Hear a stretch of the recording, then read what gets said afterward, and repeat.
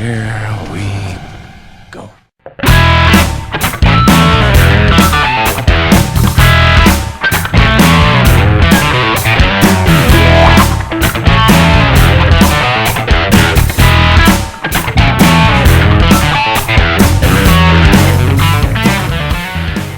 The Mechanic Resurrection is directed by Dennis Gansel and it stars Jason Statham reprising his role as Arthur Bishop. This movie once again follows the mechanic as he turns his back on his violent past. That is until someone he used to know kidnaps his newfound girlfriend, who is portrayed by Jessica Alba. Now he is forced to travel the globe to complete 3 assassinations in order to get his girl back. Now, lots of times when I see reviews for action movies, a common phrase that I hear that comes up a lot is you just need to turn off your brain and enjoy the movie. Which pretty much means don't be too critical, enjoy it on the surface level, just go in and have fun. And that is the absolute perfect way to describe this movie. Mechanic Resurrection is one of the most blissfully unapologetic, goofy, and fun action movies that I've seen in a while. This movie embraces that stupid 90s cheese, and where you can just sit in a theater, shove popcorn in your mouth, kick back, and just have a fun time. Now, a lot of reviewers actually kinda hated this movie. This has like a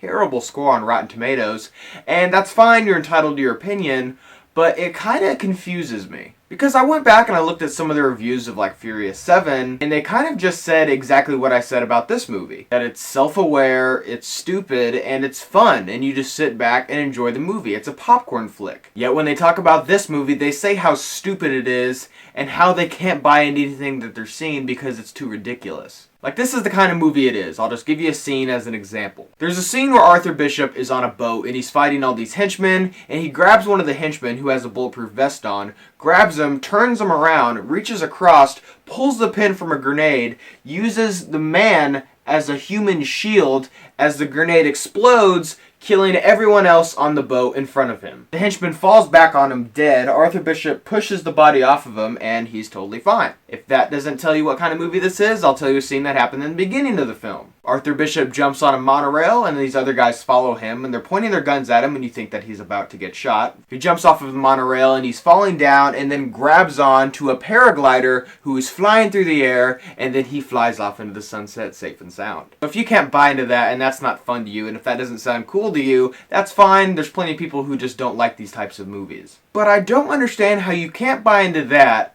yet you can buy into Vin Diesel stomping on the ground and having it crumble from the sheer force of his stomp. Or perhaps The Rock, who falls out of a building about 6 stories straight onto a car and only breaks his arm, which he proceeds to flex out of the cast of said broken arm and then rips off of a minigun from a crashed helicopter and proceeds to use it. Or the fact that they drive a sports car between a skyscraper in Dubai. You get my point? I like the Fast and Furious movies, don't get me wrong, they're a lot of fun, but they're just as mindless, just as ridiculous, and just as self-aware as this movie is. They both have massive plot holes, they're both relatively well made, and they're ridiculous. But they're fun, which is what's important with these movies. So I just personally don't understand how you can have this double standard between Fast and Furious being it's okay to be ridiculous, but the Mechanic movies aren't okay to be ridiculous just because they have Jason Statham in them. I think if you say one can be ridiculous, you kind of have to say the other one is ridiculous. So I enjoyed this movie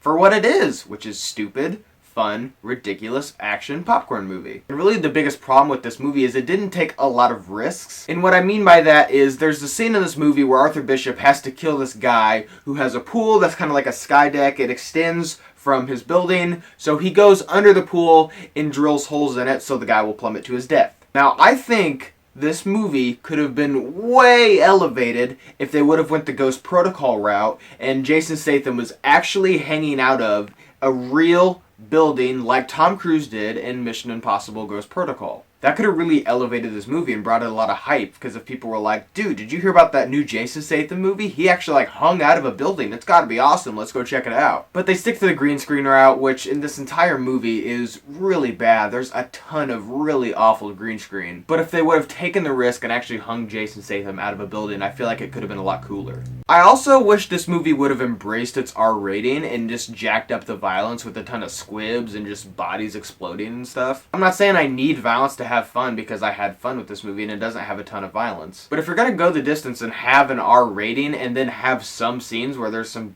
decently violent things, why not just go the whole way and just have ridiculous, just off the wall, bloody, just fun? But overall, I really enjoyed this movie. I liked it considerably more than the first Mechanic film. Jason Statham looks like he was having a ton of fun making this movie. He still has just that raw action talent. But if you just want to check out a ridiculous, stupid, fun action movie, I would definitely check out Mechanic Resurrection. Thank you guys for watching today. I hope you liked today's video. And if you did, click on the link down below and subscribe to my channel to see more movie reviews and movie related things. So guys, thank you so much for watching and see you next time.